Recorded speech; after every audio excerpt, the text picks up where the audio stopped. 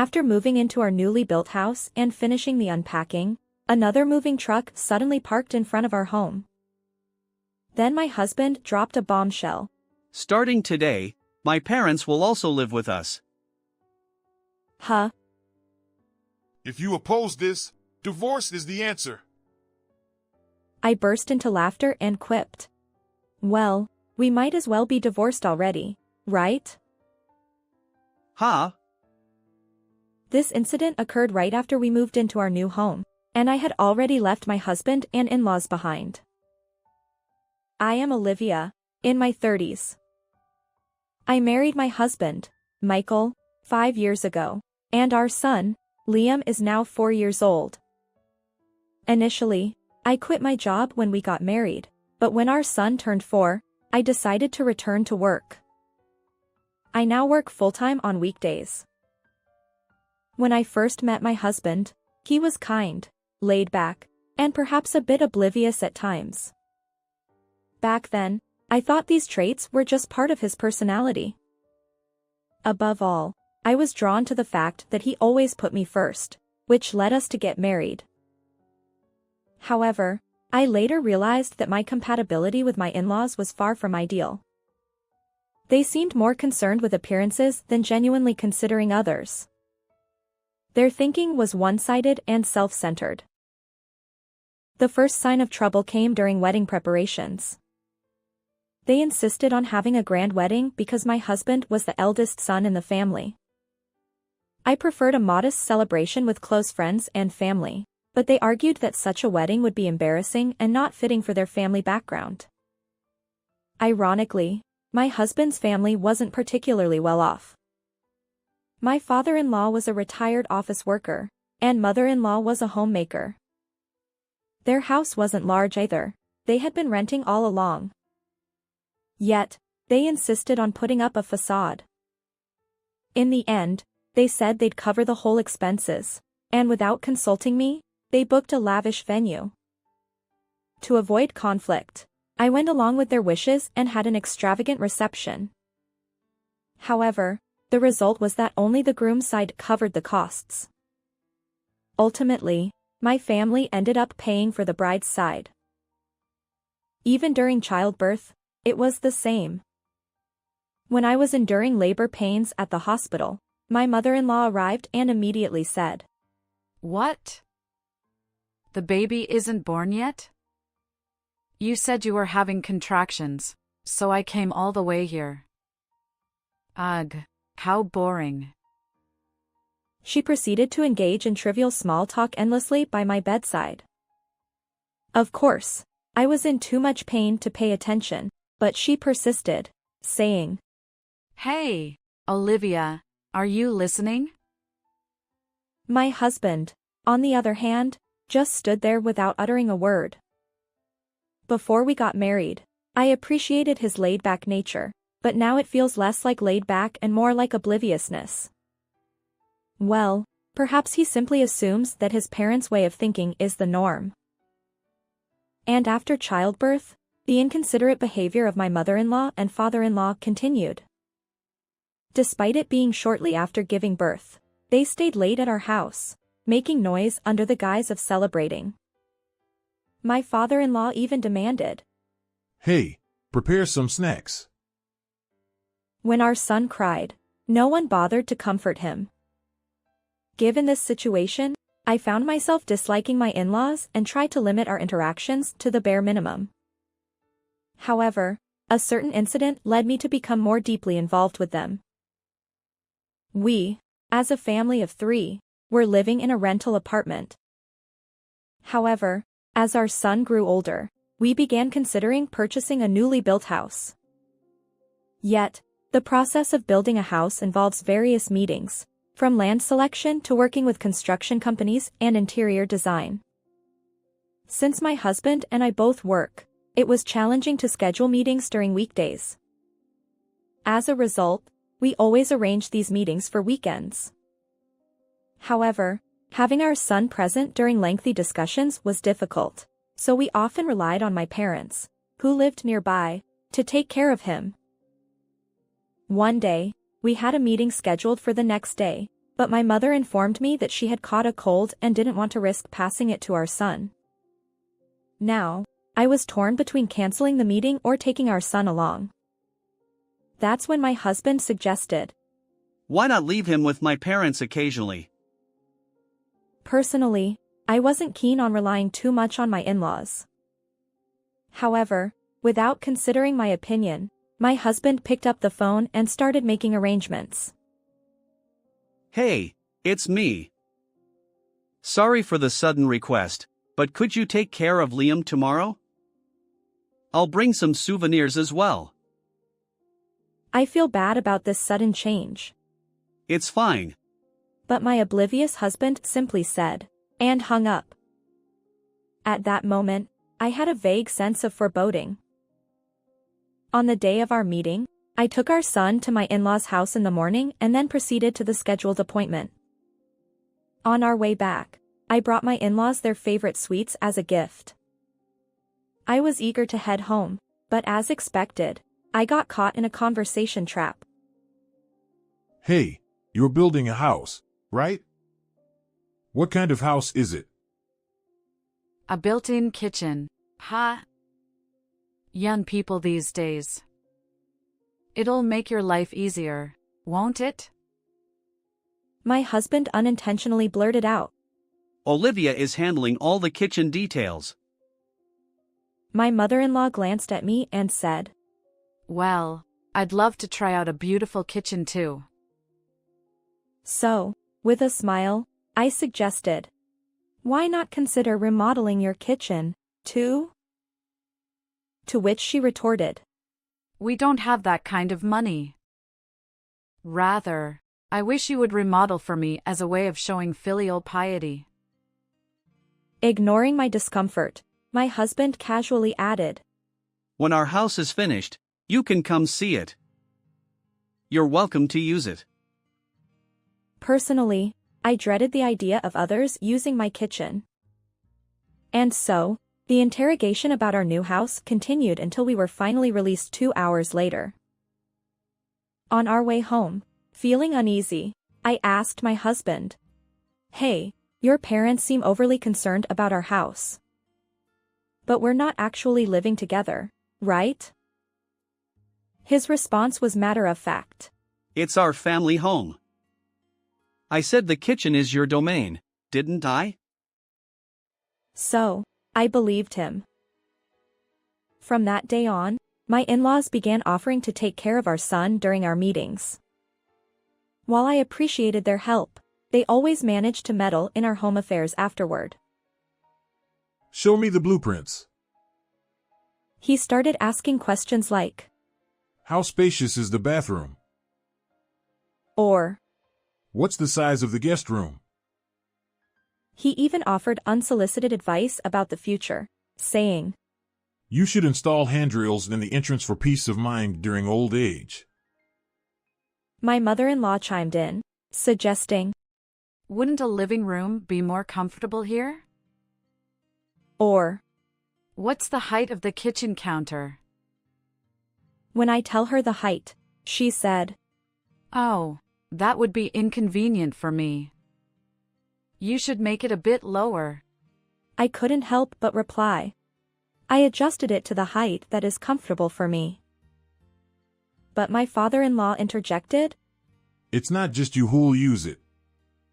Michael will live here too, so you need to consider everyone's comfort. Everyone? We're not designing the house to accommodate occasional visitors. Desperate for support, I looked at my husband, but he remained silent, accepting their words without objection. Whose house are we building, anyway? Because of these repeated exchanges, I grew exhausted. So, I consulted my husband, saying, Can we stop leaving Liam with your parents? It's also frustrating that they keep interfering with our new house plans. However, my husband dismissed my concerns, saying, Having them take care of Liam is helpful. Just tolerate their nagging a bit. You're my wife, after all. But your parents are imposing their opinions too much. It's as if they think they'll be living here. Surely we're not considering cohabitation? In a half-exasperated tone, my husband snapped. I said we'd live as a family, didn't I? Stop being so persistent. If you keep complaining, we'll get a divorce. Divorce. What on earth was he saying? It was my in-laws who suddenly intruded into our new house plans. Yet somehow, our conversations always veered toward divorce. Since that day, my husband's threats of divorce increased with every issue that arose. On another day, after a meeting, my in-laws visited our home and began discussing our new house. My father-in-law suggested, Hey, shouldn't we change the location of the bathroom? Yes, maybe it's better to move it over here. Should we ask the design firm for changes? Even my husband seemed ready to make a phone call. Feeling cornered, I asserted, we've already made decisions. In response, my father-in-law grew angry. Who do you think you are? You know nothing about house matters. Listen to the opinions of your elders. Exactly. We're advising you for your own good. Rather than coming to my aid, my husband casually said, Yeah, let's consider their advice. It seems I'm stuck in a whirlwind of opinions. Then my father-in-law looked at me and said, Hey, Michael, couldn't you have married someone more understanding? Dad, don't say that. Come on, Olivia, apologize. Otherwise, we'll get a divorce. It left me dumbfounded. I thought, enough is enough. Despite my efforts to avoid interactions with my in-laws due to our incompatible personalities, we've been seeing them more frequently lately. Unfortunately, my husband has become increasingly aligned with his parents, leaving me with no ally. The kind Michael I once knew has vanished, replaced by a puppet manipulated by my in-laws. When we decided to build our new house, I was excited about our future life together. But now, meetings are torture, and conversations with my in-laws feel like hell. Yet, if I dare confide in my husband, he responds with threats of divorce. Once, half-jokingly or perhaps seriously, he even handed me a pre-filled divorce form, saying, Your attitude toward my parents is unbearable.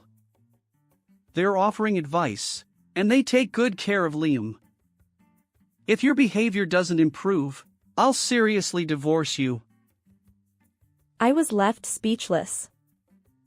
It's clear that he'll always side with his parents, no matter what.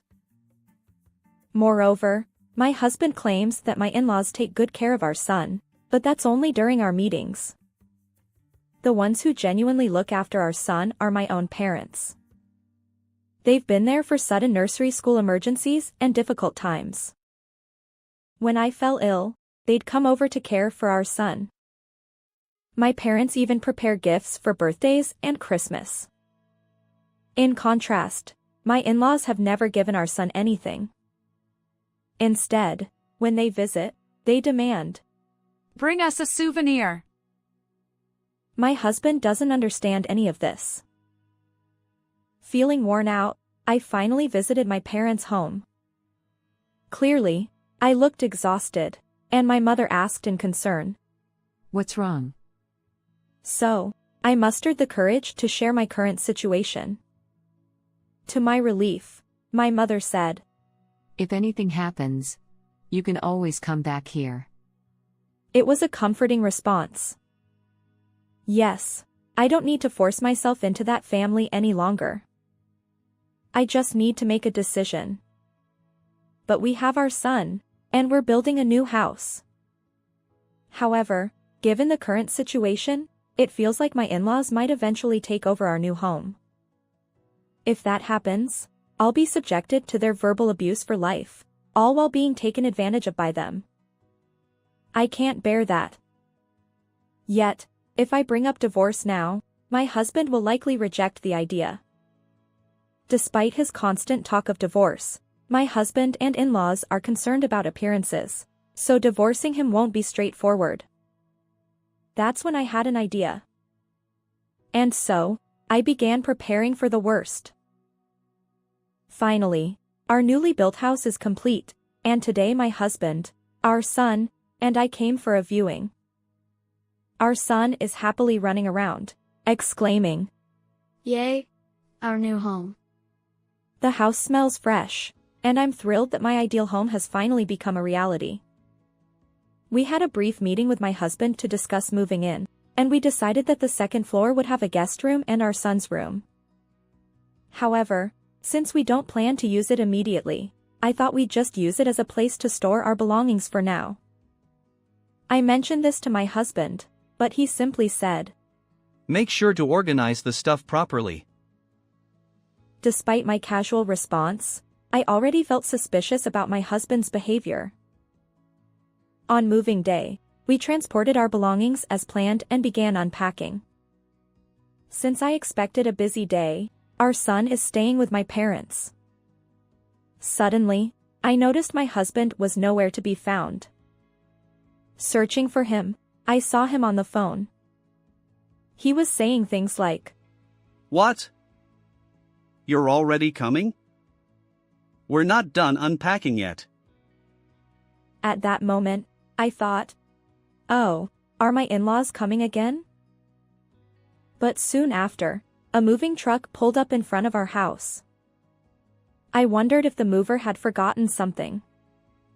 Just then, the doorbell rang. I answered the intercom, and there stood my in-laws. To my surprise, my in-laws arrived with their belongings in tow. My father-in-law barged in, demanding, Hey, is everything sorted? Oh dear, nothing is organized at all. Olivia alone won't cut it. Behind them stood a mover, clutching protective covers typically used during relocation. The mover politely asked, Hello, may we begin our work? Work? What work? I wondered. But my in-laws instructed the mover. Go ahead. And then suddenly, our home was invaded by workers. I confronted my husband, asking, What's going on? He nonchalantly replied, "Oh, we're starting cohabitation today.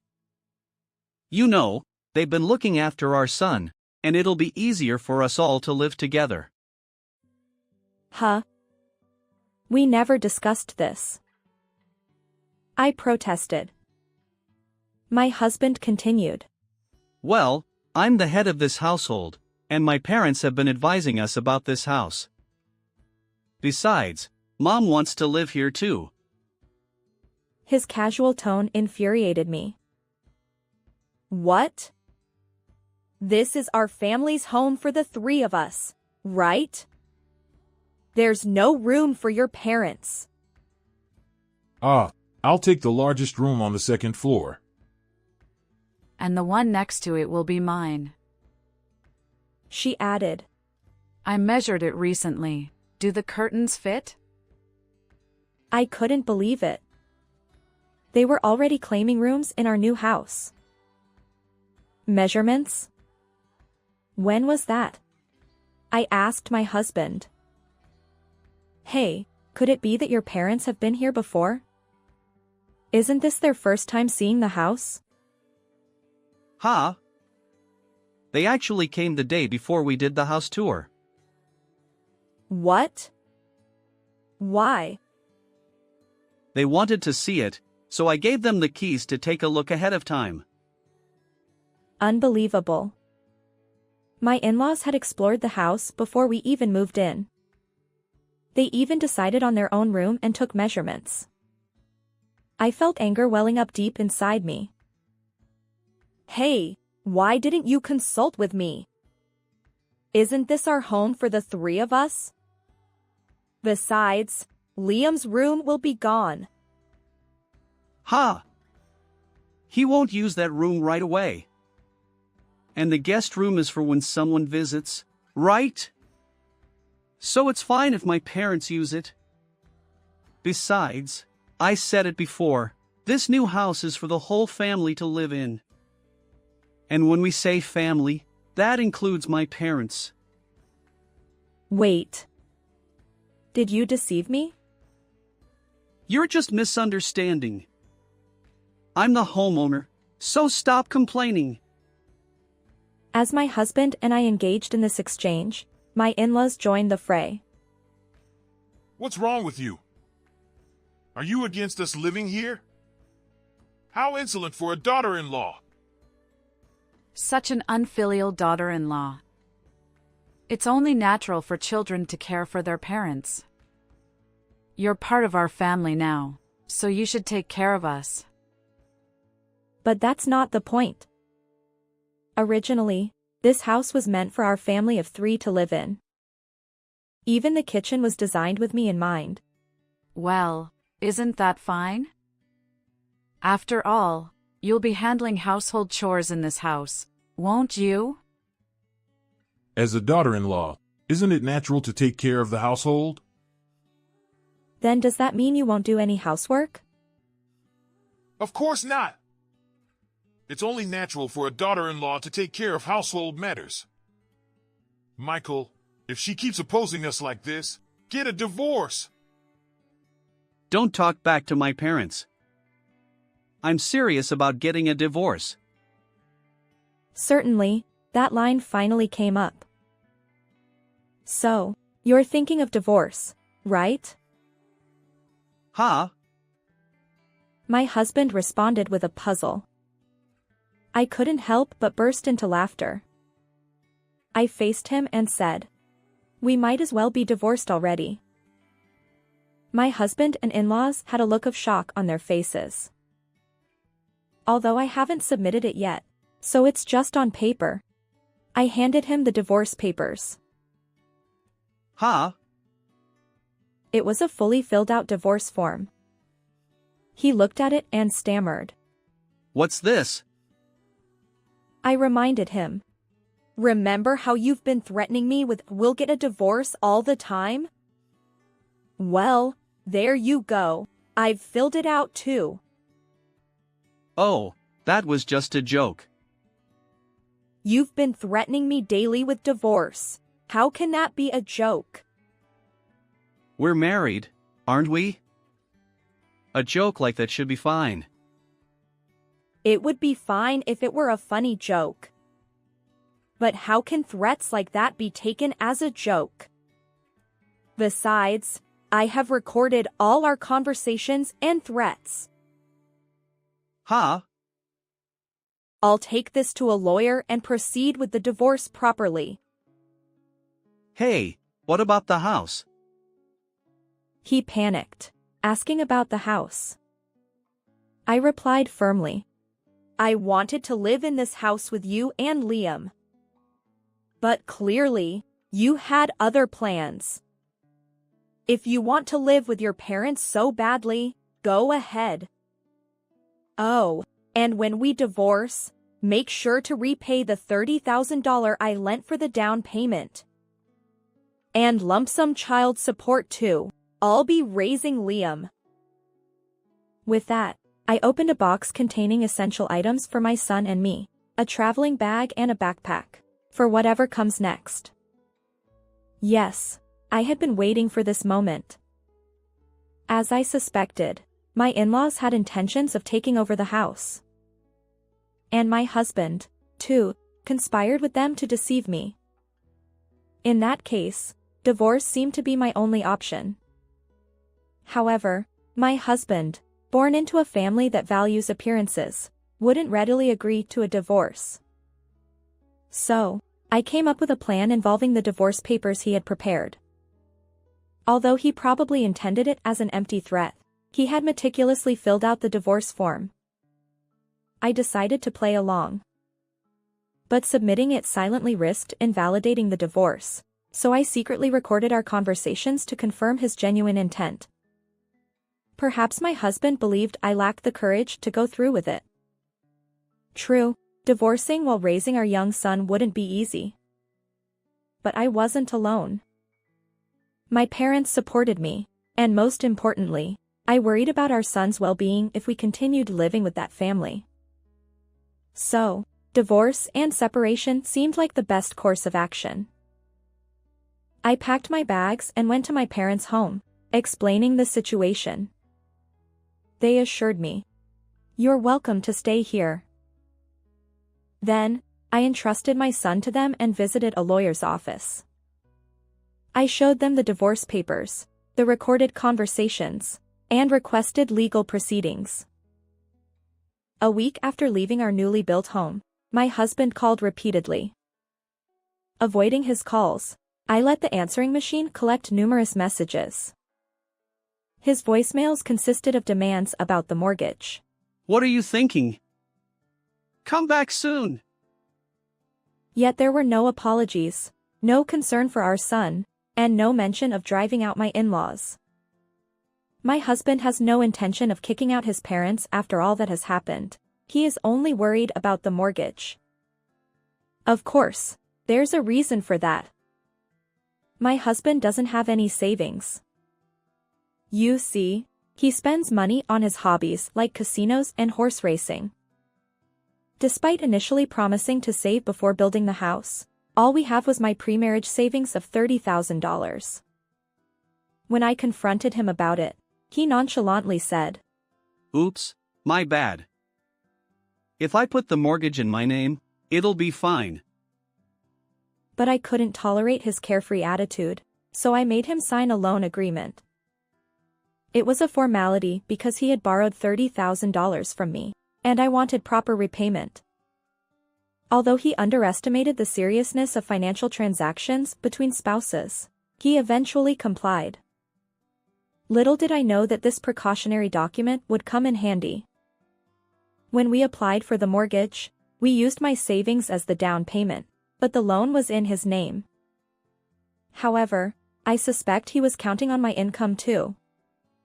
Perhaps he planned to burden me with all the living expenses after inviting his parents.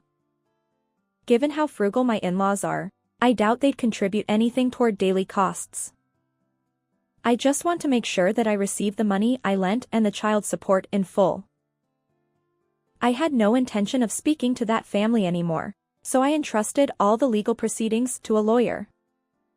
Of course, I showed them the loan agreement my husband had signed, and I fully intend to collect what's owed. Honestly, I was prepared for his request to split child support payments. However, my prideful in-laws insisted on paying it all at once, saying they wanted to sever ties with such a dreadful daughter-in-law. But how could they manage that without any savings? They probably borrowed from some shady source at exorbitant interest rates. Well, that's none of my concern. In the days that followed, I learned that my husband's family decided not to live in the newly built house and put it up for sale. Perhaps they found it difficult to keep up with the mortgage payments after I left. And there's the matter of their suspicious debts too. As it turns out, my husband and in-laws, who are strapped for cash, are now renting a small apartment. Despite finally acquiring a fancy kitchen, my mother-in-law won't get much use out of it. She's too short for the height I customized. Furthermore, my divorced sister-in-law and her kids have returned to her parents' home. She's been a stay-at-home mom for years and has no intention of working. Her children, a middle schooler and an elementary schooler, will now squeeze into that cramped space. Their living expenses rely solely on my ex-husband's earnings and his parents' pension. But with my husband drowning in debt, there's no room for flexibility. According to rumors, it seems that my ex-in-laws are constantly arguing due to the increased family size, and the noise has become a nuisance for the neighbors. My ex-sister-in-law expressed frustration, saying, I heard we could live in the new house. So why is this happening? I wanted to use the modern kitchen and live in the new house. If you keep complaining, I'll hit the jackpot and buy anything, even a house. Unfortunately, It appears he's delved deeper into his long-standing gambling hobby and accumulated more debt. There are whispers that he might have even borrowed from shadier sources. It's a pitiable situation. However, considering my ex-husband's unwavering support for his parents, he's reaping what he sowed. As for me, I now live in a rental apartment near my workplace with my son. When I work late, my parents support my son, which puts my mind at ease. Over time, I've been promoted, and my salary has increased. I'm saving up the extra income to treat my son and parents to a relaxing stay at a high-end hotel. Unlike someone else, I'll express my gratitude to the parents who've always supported me while finding happiness. How did you find this story? Don't forget to subscribe to the channel. Until next time in the next video.